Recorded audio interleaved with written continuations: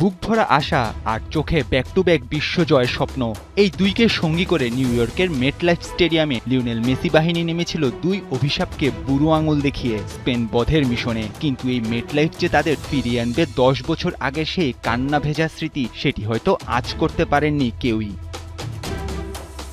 একদিকে ম্যাচের শেষ মুহূর্ত পর্যন্ত স্নায়ুচাপ সামলে লড়াই চালিয়ে যাওয়ার অনন্য শক্তিসম্পন্ন আর্জেন্টিনা, অপরদিকে টিকিটাকা আর রক্ষণ দুর্গ গড়ে প্রতিপক্ষকে আটকে রাখার ক্ষমতা সম্পন্ন স্পেন। তাই ফাইনালটা যে একটা মুখরোচক খাবার হতে যাচ্ছে সেটি আগে থেকেই ধরে রেখেছিলেন ফুটবল প্রেমীরা। কিন্তু একই যেখানে হওয়ার কথা ছিল জমজমাট এক লড়াই, সেখানে ম্যাচটা হয়ে গেল পুরোপুরি একপেশে। বিশ্বকাপের সোনালী ট্রফি বাগিয়ে নেওয়ার যুদ্ধে 120 মিনিট ধরে রাজত্ব করল স্পেন। 2010 সালে জোহানেসবার্গে আন্দ্রেস ইনিয়েস্তার সেই রূপকথার পর 2026-এ এসে লা রোহাদের পায়ে আরও একবার লেখা হলো অতিরিক্ত সময়ের মহাকাব্য। 115 মিনিটের গোল বন্ধাত্ম কাটিয়ে 116 মিনিটে বদলি নামা ফেরান তোরেসের চোখ ধাঁধানো বুলেট গতির শট চোখের পলকে চূর্ণ করে দেয় আর্জেন্টিনার সব স্বপ্ন। আর 10 বছরের ডেডলক ভেঙে দ্বিতীয়বারের মতো তাতেই শিরোপা জয়ের স্বাদ মেলে লা রোহাদের। পুরো ম্যাচ জুড়ে স্পেনের সামনে অসহায় ছিল আর্জেন্টিনা। টুর্নামেন্টের অন্যতম বিধ্বংসী আক্রমণ ভাগ ও ইস্পাত কঠিন মনোবল নিয়ে প্রতিপক্ষকে চোখ রাঙানি দিয়ে ফাইনালে নাম লেখানো দলটি যেন স্পেনের সামনে আবির্ভূত হলো ভিন্ন এক রূপে। আলবিসেলেস্তেদের খেলা দেখে সে সময় ফুটবল প্রেমীদের মনে নিশ্চিতভাবেই প্রশ্ন জেগেছিল, এ কোন আর্জেন্টিনা? এই আর্জেন্টিনায় কি দেখাচ্ছিল বিশ্বজয় স্বপ্ন?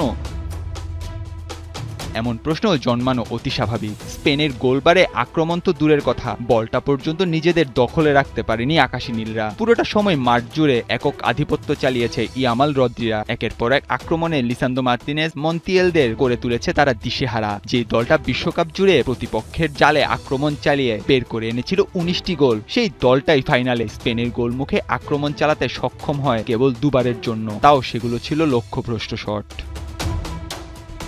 এসব দৃশ্য জন্ম দেয় আরও একটি বড় প্রশ্নের। টুর্নামেন্টের শুরু থেকে ফেভারিট তকমা নিয়ে মাঠ দাপিয়ে বেড়ানো আর্জেন্টিনা কেন ফাইনালে এসে এভাবে মুখ থুবড়ে পড়ল? লুইস দে লা ফুয়েন্তের দলের সামনে কেন এমন অসহায় আত্মসমর্পণ করতে হলো ডিফেন্ডিং চ্যাম্পিয়নদের? ভুলটা কোথায়? আর্জেন্টিনার এমন অসহায় হয়ে পড়ার প্রধান কারণ লিওনেল মেসি ফাইনাল ম্যাচে হয়ে পড়েছিলেন স্পেনের ডিফেন্ডারদের শেকলবন্দি। পুরো বিশ্বকাপে 8 গোল করা আর্জেন্টাইন দলপতিকে পুরোপুরি আটকে রাখতে সক্ষম হয়েছে স্পেনিয়ার্ডদের রক্ষণ। ম্যাচের পুরো সময়ে মেসির প্রত্যাশিত গোলের সম্ভাবনা ছিল মাত্র 0.04%। গোলের সম্ভাবনা তৈরি তো দূরের কথা, সতীর্থদের দিয়ে গোল করানোর লক্ষ্যে তিনি বাড়াতে পারেননি একটি পাসও।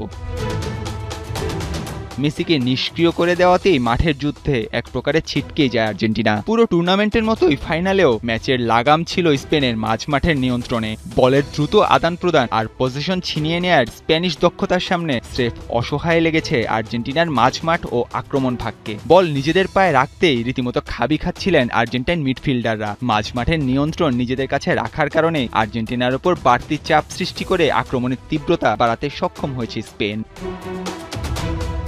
আর্জেন্টিনার ব্যাকফুটে চলে যাওয়ার আরও একটি বড় কারণ হলো রোমেরো লিসান্দ্রো জুটির ভাঙন, যা কিনা ছিল আকাশী নীলদের রক্ষণ ভাগের আসল শক্তি। প্রথমার্ধের শেষে লিসান্দ্রো চোট পেয়ে মাঠ ছাড়লে নামানো হয় 38 বছর বয়সী ওতামেন্দিকে। রক্ষণ থেকে বল টেনে ওপরে তোলার কাজে লিসান্দ্রোর অভাবটা দেখা যাচ্ছিল তখন খালি চোখেই। আর সময় গড়ানোর সাথে সাথেই হুড়মুড় করে ভেঙে পড়তে থাকে আর্জেন্টিনার রক্ষণাত্মক ভারসাম্য। এমনিতেই এলোমেলো রক্ষণ আর মাঝমাঠের নিয়ন্ত্রণ হারিয়ে ভুগছিল আর্জেন্টিনা। সেই ভোগান্তির মাত্রাটা আরও বাড়িয়ে তোলে দ্বিতীয়ার্ধের যোগ করার সময় এনজো ফার্নান্দেজের লাল কার্ড। আর আক্রমণের তুঙ্গে থাকা স্পেনের বিরুদ্ধে 10 জনের দল নিয়ে অতিরিক্ত সময়ের লড়াই করাটা আর্জেন্টিনার জন্য হয়ে দাঁড়ায় তুষার ঝড়ের ভেতর হিমালয় জয়ের মতোই অসম্ভব এক বিষয়। আর 116তম মিনিটে সেই 10 জনের দুর্বলতাকেই বুটের ডগায় পিষে ফেলেন ফেরান তোরেস। নির্ধারিত 90 মিনিটে প্রতিপক্ষের পোস্টে একটিও শট নিতে না পারা আক্রমণ ভাগের বন্ধাত্ব, লিসান্দ্রোর চোট আর এনজোর লাল কার্ড, সব মিলিয়ে মেটলাইফের নাট্যমঞ্চে আর্জেন্টিনা যেন আজ নিজেই খুলল নিজের সমাধি। কাতার বিশ্বকাপের মতো টাই ব্রেকারের লটারি পর্যন্ত এবার আর ভাগ্যকে টেনে নিতে পারলেন না স্কালোনি। বদলি ফেরান তোরেসের এক বুলেট শটে মুহূর্তেই জবনিকা টেনে দিল এক সোনালী প্রজন্মের বিশ্ব শাসনের।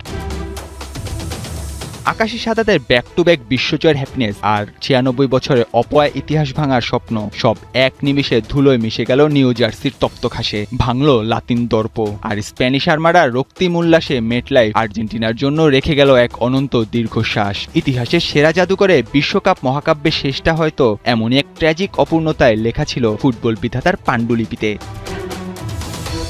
নাহিয়ান আরিফিন, ৭১।